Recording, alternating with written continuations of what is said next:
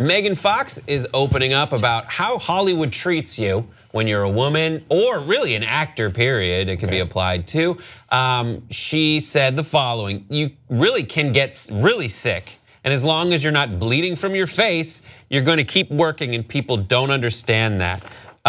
They said there's no regard for your safety or your physical well-being at all, because it doesn't matter, because you are a means to an end. So they need what they need from you, and then goodbye. You know, suck it up, tough it up, and we'll see you for the next one. Thoughts, 5 words or less. I've always loved her.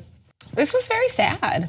Hashtag truth, hashtag facts, hashtag real talk. She's transforming my opinion.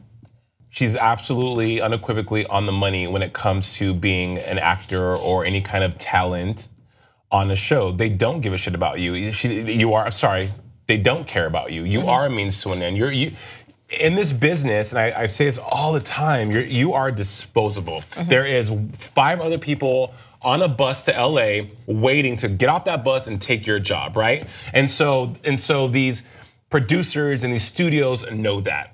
And in the hierarchy of things, you're the last. You're almost as good as you're on the same level as Crew and Crafty, and like, let's say you're on a show, and you know you do a great job, or you fall and you, God forbid, break your arm. The conversations that go on upstairs are, damn it, why did she break her arm? God. Right. It's like, not is she okay? It's like, what is this gonna cost us? I talked about one negotiation I had earlier in the show, and that same negotiation, it was like, oh, that's just, that part of the contract is there just in case you like maim yourself or break your arm, we can just invalidate the contract. Right. I was like, what? You are no one. Shouldn't you like give me health benefits or something? Like if an accident happens, they're like, no. I had a contract once that was obviously taken from some kind of like Survivor or Big Brother boilerplate, which was like, literally, if you read this all and you agreed to it, the situation would be allowed where they could not tell you that they were going to put you in a cage with a live bear, which would eat you, and it wouldn't be their fault. They would not be liable. And they framed it a bunch of different ways, like, you know, we might put you in things with hidden cameras where you might not know, and there could be live animals in these things. And it's just like, you cannot hold us responsible for these things. And it was just like literally a show like this, where I would just be sitting ostensibly just in a studio the whole time, not with bears, but they just cover their buns so effectively. What do you think, Grace? Are you a piece of meat? I would just say that I think we definitely do a good job of keeping the bears at bay on this show. For sure. I've always been grateful to that. I've never once feared that I would be maimed, and that, you know. There is a Gila monster though out. Right. That's actually an iguana. That's just Amir, okay? That's Why Sophie he left the studio. We'll say what we want. This is what I will say. I have, you know, like my 2 like major childhood crushes were Nicole Kidman and Megan Fox. So I've always sort of, I've basically seen all of her movies, any like TV show that she was in. I've watched her and Nicole Kidman because I just kind of want them to succeed. So watching this interview, and I would urge you guys to check out. She talks about some other things too. She's starting a lingerie line, and it's all about sex positivity and making women feel more confident in their own bodies, which I think is awesome.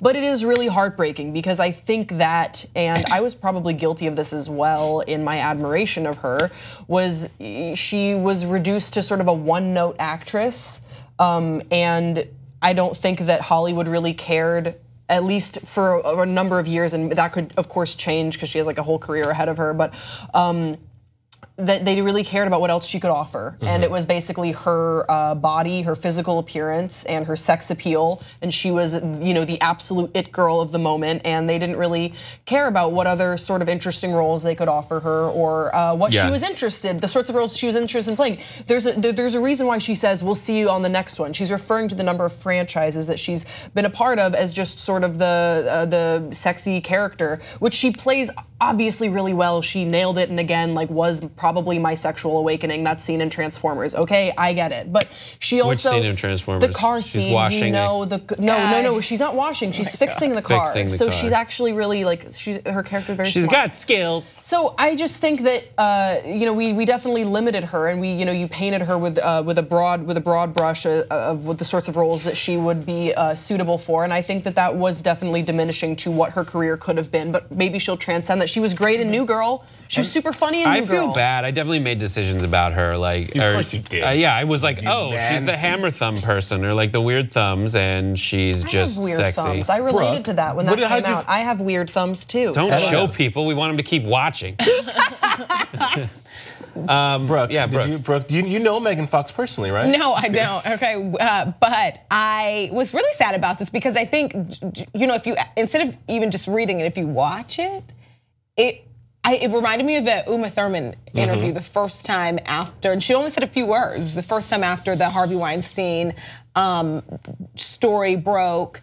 And it just made me feel like she's got something really, really, this is awful, but just made me feel like there's like some heavy pain there that she's had to deal with more than just what she's allowing us to, see into. And it just broke my heart a little bit because, I knew it was gonna be bad when Uma said, like, I have a story, when I'm ready, I'll tell. I knew it was gonna be bad, but that New York Times article took me out, and so, it's sad because how many people have horrifying moments and stories that, they're probably gonna keep to themselves. 94% of women in Hollywood have had terrible, terrible stories. Yeah. But that's just what I keep saying though, and what's even more frustrating is when, as Megan Fox, you said one note, painted with one broad stroke of one note. I'm sure that she's probably told, and her team has told these people that, hey, I'm worthy of more, I can do more. But it's those people that refuse to see her as such. And she had a huge falling out with Michael Bay. That was why he replaced her in some of the Transformers movies with